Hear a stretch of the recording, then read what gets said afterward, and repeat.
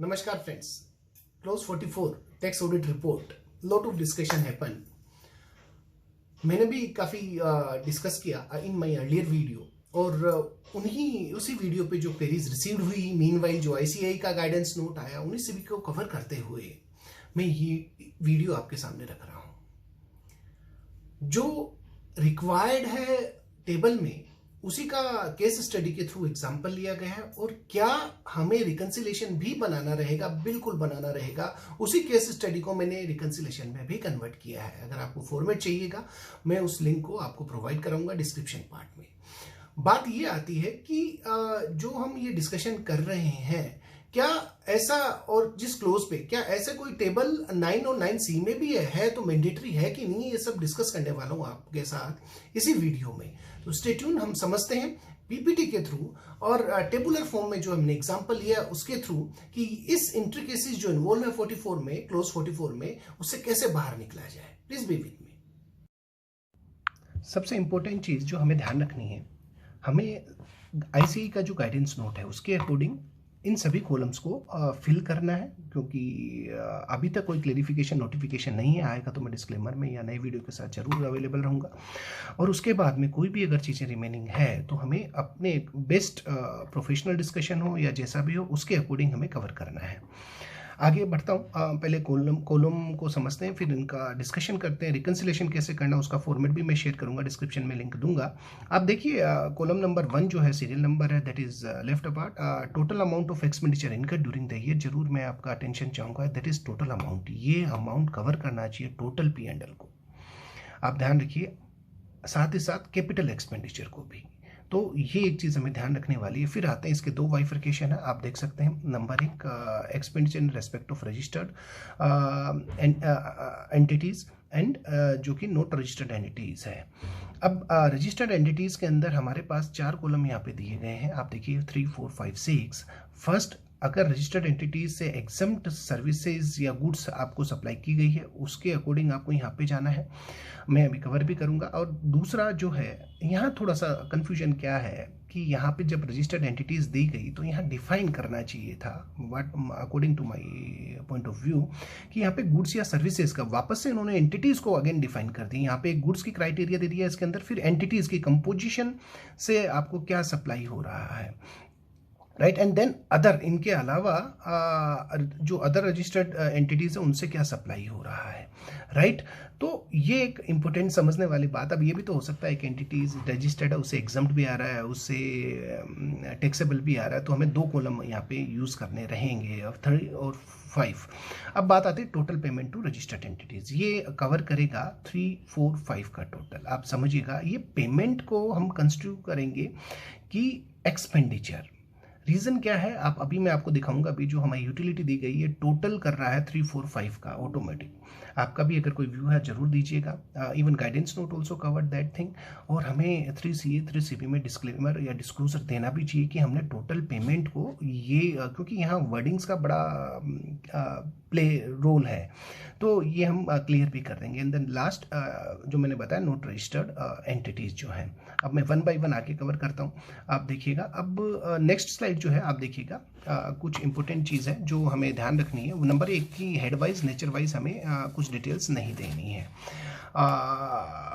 हम चाहें, अब यहाँ प्रॉब्लम क्या आती है कि कई ब्रांचेस हैं जीएसटी की, तो हम ब्रांच वाइज जो लाइन आइटम है जो भरने का, सीरियल नंबर 1, 2, 3 ब्रांच वाइज भी दे सकते हैं, एक भी एंट्री दे सकते हैं। कोई ऐसा हार्ड एंड फास्ट रूल नहीं है। अगर ब्रांच वाइज देंगे तो ईजी हमारे लिए होगा। इस ब्रांच का ये है, सेकेंड रो में सेकेंड ब्रांच का है, ऐसा। या हम उसको चाहे तो रेवेन्यू ऊपर दे सकते हैं, कैपिटल, ताकि बाइफर्केशन बीइंग ऑडिटर हमें ये सब चीज़ें आइडेंटिफाइड करने में ईजी हो, राइट। डेप्रिसिएशन और बेड डेट्स के बारे में कहा गया है, ये 3 to 5, 7 कॉलम के अंदर नहीं आना, माइंड इट, मैं आपको बताऊं। लेकिन 2 कॉलम के अंदर हमें जरूर लेना है, जो टोटल एक्सपेंडिचर आने वाला है, ध्यान रखिएगा। और ये इंपॉर्टेंट थिंग है। ट्रांजेक्शन जो कि neither as a supply of goods services है, जो शेड्यूल 3 में है, नॉर्मली मेरे ख्याल से 7 या 8 आइटम है जो कि बताए गए हैं, जैसे कि हम services rented by employ to employer, land जब हम परचेज करते हैं, फुल्ली कंस्ट्रक्ट कंस्ट्रक्टेड बिल्डिंग है उसको सप्लाई होता है, तो ये कवर नहीं होता पर्टिकुलर जीएसटी के अंदर। तो इनका क्या करना है, देखिए ये 3 to 7 कॉलम में नहीं आने, but mind it total expenditure सब कुछ कवर करता है।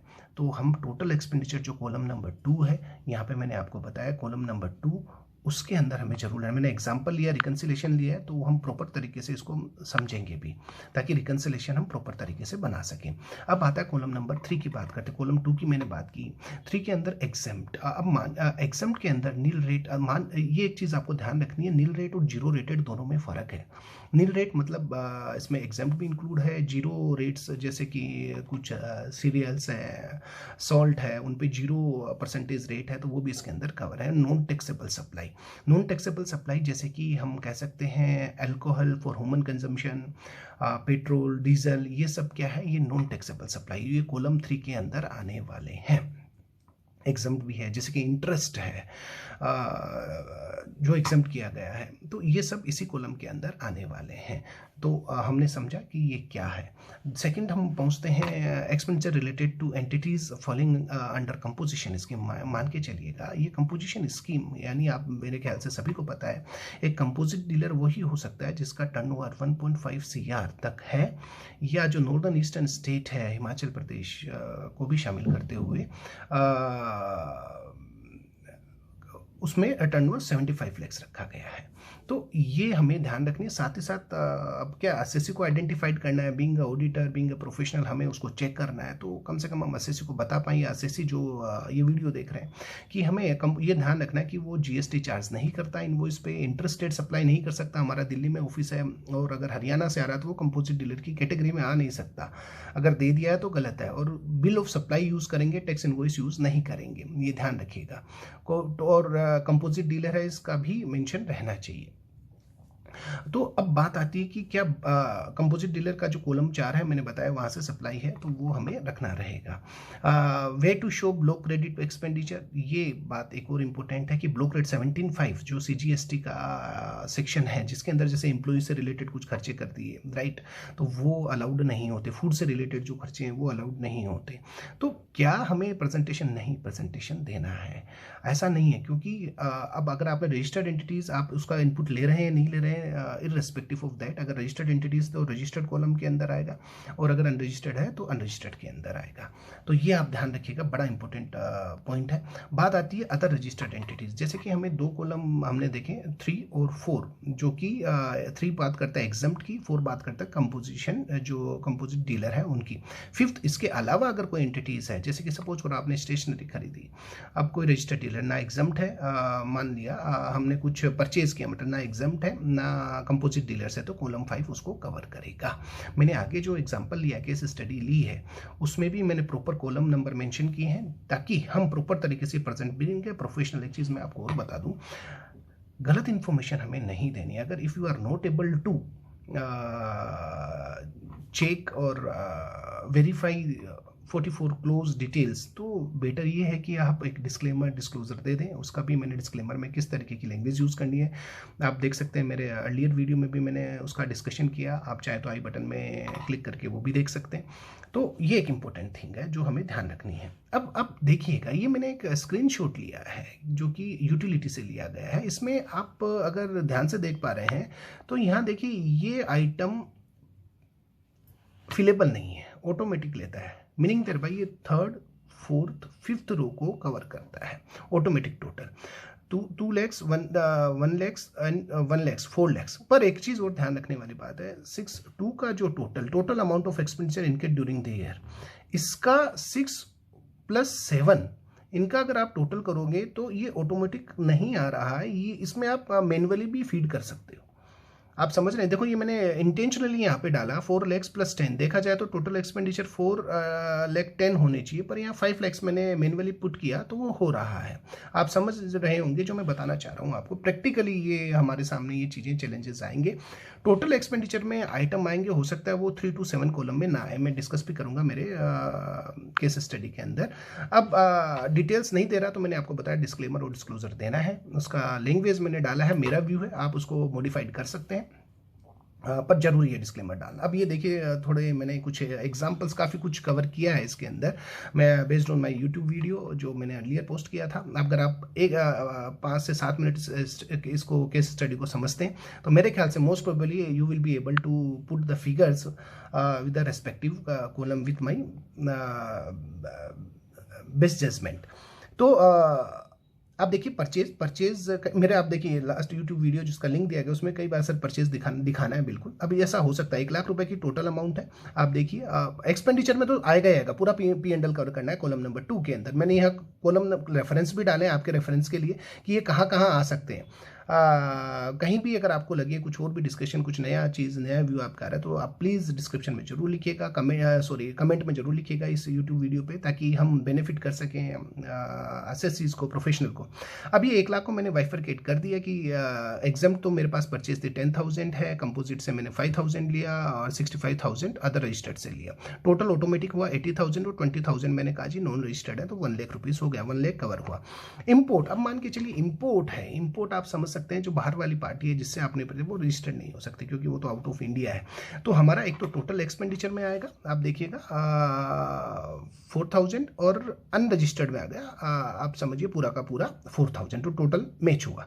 सैलरी, अब आप देखिए जो हमारा गाइडेंस नोट भी है वो भी ये कहता है 3 to 7, क्योंकि सैलरी ऐसा सैलरी आइटम है, लैंड है, ये सब क्या है शेड्यूल 3 के आइटम है और इन पे जीएसटी से मतलब इसको अप्लीकेबल नहीं है, नहीं आता जीएसटी के दायरे में। तो क्या हमें कहीं रिपोर्ट नहीं करना? बिल्कुल 3 से 7, आप देखिए 3 to 7 कहीं भी रिपोर्टिंग नहीं है।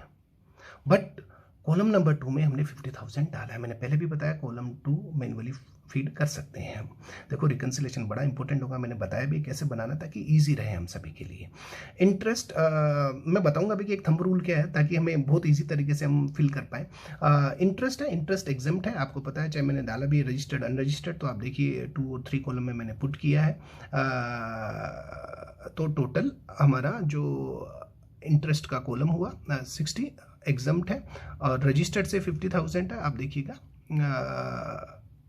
और अगर अनरजिस्टर्ड भी रजिस्टर्ड भी हो जाए, सपोज करो रजिस्टर्ड से भी है तो एग्जाम्प्ट है, ये रजिस्टर्ड अनरजिस्टर्ड की बात आएगी। तो यहाँ थोड़ा सा ऐसा है कि हम उसको अगर सपोज करो कोई रजिस्टर्ड एंटिटी अनरजिस्टर्ड है, इंडिविजुअल है, उससे लिया तो हमने उसमें डाल दिया, आएगा भी उसमें। अब देखो प्रॉब्लम क्या है, थोड़ा सा ये मैंने प्रेजेंटेशन व्यू में दिया, वैसे तो पूरा का पूरा 60 to 50 एग्जाम्प्ट में ही आना चाहिए, heavy interest exam, but still अब इट्स व्यू कि अब अनरजिस्टर्ड से भी कोई इंडिविजुअल है वो दे रहा है, तो अब दैट्स अगेन वैसे तो एग्जाम्प्ट में हम पूरा पर ऊपर आ रहा है रजिस्टर्ड एंटिटीज, तो थोड़ा सा ये डिफिकल्ट रहेगा कि हमारे लिए कवर करना कि वो रजिस्टर्ड तो है ही नहीं पर एग्जाम्प्ट है, तो हम चाहे तो पूरा का पूरा 60 to 50 में भी डाल सकते हैं, वो ज़्यादा एक बेटर ऑप्शन है। ट्रेवलिंग एक्सपेंसेस, आप देखिएगा ट्रेवलिंग एक्सपेंसेस जो मैंने 12,500 यहाँ पे लिया है उसको बाइफर्केशन किया है कि अदर रजिस्टर्ड एंट्रीज 10,000 है और 2,500 जो रजिस्टर्ड एंट्रीज नहीं है तो 12,500। Insurance on car 5 number column में मैंने डाला कि अदर रजिस्टर्ड जो है उसमें पूरा का पूरा फिट कर दिया। डेप्रिसिएशन, ये मान के चलिए जैसे कि मैंने बताया डेप्रिसिएशन बेड डेट्स कवर भी किया गाइडेंस नोट में। एक्सपेंसेस इस पर्टिकुलर 3 to 7 कॉलम के लिए नहीं है, आप देख सकते हैं डेप्रिसिएशन मैंने यहाँ पे कहीं पे भी डेप्रिसिएशन का अमाउंट 3 to 7 कॉलम में नहीं है, बट कॉलम नंबर 2 में मैंने पुट किया है 45 to 100। स्टेशनरी 4510 मैंने पूरा का पूरा ये माना है नॉन रजिस्टर्ड से है।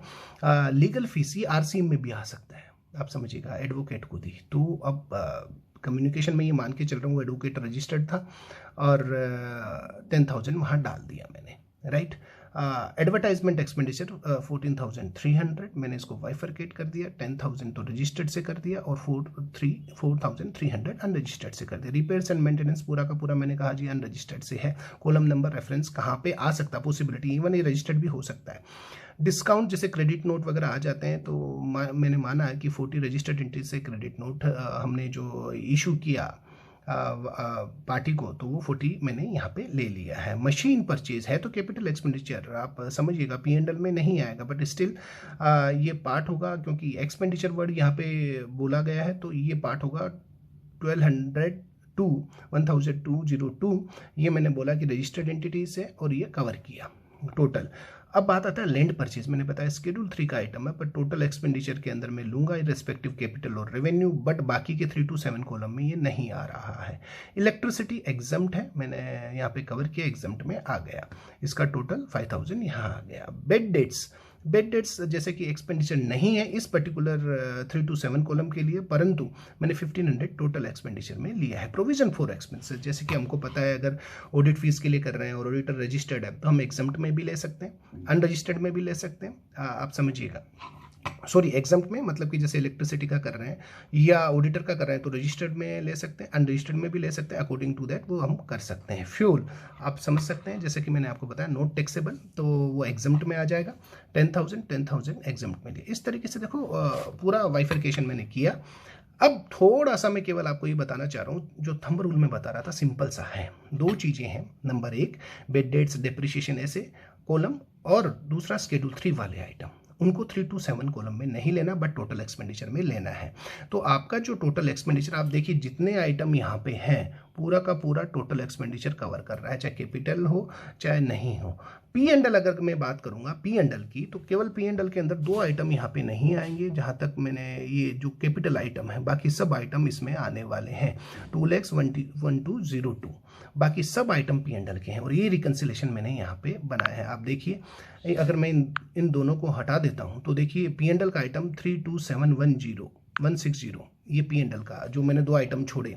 अब इसको रिकन्सिलेशन करके देखो 2 तरीके के रिकन्सिलेशन आप अगर देख पाएंगे तो 2 तरीके के रिकन्सिलेशन में आता हूँ। एक बार आपको वापस से पीछे वाली स्लाइड पे लेके चलता हूँ। ये टोटल आप देख रहे होंगे, ये टोटल क्या है सर, ये 7 कॉलम में ये टोटल का क्या है। देखो ये टोटल क्या है, ये टोटल मैंने 6 और 7 का लगाया, आप देख सकते हैं। ये है नहीं, मैं फिर बता देता हूँ, ये टेबल में ये कॉलम है नहीं, ये केवल रिकन्सिलेशन पर्पज के लिए बनाया। इसका टोटल अलग आ रहा है क्योंकि टोटल एक्सपेंडिचर तो अलग आएगा। हम इसके अंदर वो आइटम ले रहे हैं जो शेड्यूल 3 वाले हैं, बेड डेट्स एंड डिप्रिशिएशन तो सब कवर कर रहे हैं। तो ये 2 चीजें हमें ध्यान रखने वाली है। टोटल मैंने केवल हमारे बीइंग एसएससी रिको करके रखे ताकि जवाब देना हो या बीइंग प्रोफेशनल हमें जवाब देना हो, तो ये एक एक्स्ट्रा कॉलम मैंने केवल अपनी कन्वीनियंस के लिए बनाया है इन सब का टोटल करते हुए 6 + 7 का। अब आप देखिए मैंने पी एंड एल मैंने बताया 2 आइटम को छोड़ के मशीनरी और लैंड इतना पी एंड एल आ रहा है। अब इसके अंदर expenses neither service note goods P and L को लिया, उसको लेस कर दिया हमने क्योंकि सैलरी जो है वो हमने क्या किया है 3 to 7 कॉलम में आप देख सकते हैं जो पी एंड एल है, पी एंड एल के अंदर क्योंकि 2 कॉलम से 6 + 7 का टोटल करना है 6 to 7, यानी कि जो थर्ड कॉलम है 3 to 7 उसके अंदर मैंने सैलरी नहीं ली है, तो इसके कारण से मैंने उसको लेस कर दिया। लैंड ऑलरेडी नहीं लिया हुआ था उसके अंदर। अब 3 to 7 कॉलम, मैं 3 to 7 कॉलम की यहाँ बात कर रहा हूँ। यहाँ देखो इस लेस के अंदर 3 to 7 के अंदर हमने कंसीडर नहीं किया, इस कारण से ये डिफरेंस आ रहा है। Note expenses like depreciation bed ये भी 3 to 7 में हमने नहीं लिए हैं। तो और एक कैपिटल एक्सपेंडिचर जो मशीन है 3 to 7 के अंदर अगर आप इसको देखेंगे तो ऐड किया है 3 to 7 के अंदर। वैसे तो पी एंड एल के अंदर ऐड नहीं है वो क्योंकि कैपिटल एक्सपेंडिचर, पर हमने यहाँ 3 to 7 के अंदर इसको पुट किया है क्योंकि रजिस्टर्ड एंटिटीज थी। तो 1202 ऐड किया तो टोटल 231,662 आप देख सकते हैं। ये टोटल 6 + 7 में वापस से पीछे लेके चलता हूँ, इतना ही टोटल आ रहा है। देखिए 231,662 231,662 तो एक टोटल तो ये हुआ। अब बात आती है टोटल एक्सपेंडिचर से भी हमें मैच करना है, जो ये आ रहा है 528,362 वाला। तो हमने इसको फिर वापस से एक और बना दिया कि रिपोर्टेड टोटल एक्सपेंडिचर में तो रिपोर्ट किया है बट 3 to 7 में नहीं किया। ऐसे आइटम कौन कौन से हैं? 2 मैंने आपको पहले भी बताया, bad debts depreciation, salary and land schedule 3 वाले बेड डेट डिप्रिशिएशन, इनको ऐड किया, ऐड करते हैं 528,362 पूरा का पूरा टोटल आ गया। फ्रेंड्स बड़ा इंपॉर्टेंट है ये प्रेजेंटेशन। इंटरेस्ट का मैंने आपको बताया कि इंटरेस्ट एग्जाम्प्ट में हम दे सकते हैं टोटल का टोटल। अब कहीं ना कहीं हमें ऐसी कॉल लेनी पड़ेगी, बट ये है जैसे आप टोटल एक्सपेंडिचर की बात कर रहे हैं तो उसमें कैपिटल आपने लिया, ये सब अगर हम 3CA 3B के अंदर कवर कर लें और टोटल एक्सपेंडिचर के अंदर पूरा पी एंड एल लेना है हमें, और एक्सपेंडिचर जो पेमेंट है उसको हम एक्सपेंडिचर ही मान रहे हैं, तो मेरे ख्याल से डिस्क्लोजर अगर हम दे दें तो बेटर रहेगा 3CA 3CB के अंदर। Friends this is again very important discussion. अगर आपको कहीं भी कोई सजेशन मेरे को देना हो कमेंट में जरूर लिखें, कोई भी क्वेरी हो कमेंट में जरूर लिखें। Thanks a lot for watching this video. If you like this please like and subscribe my YouTube channel. Thanks a lot once again, thank you.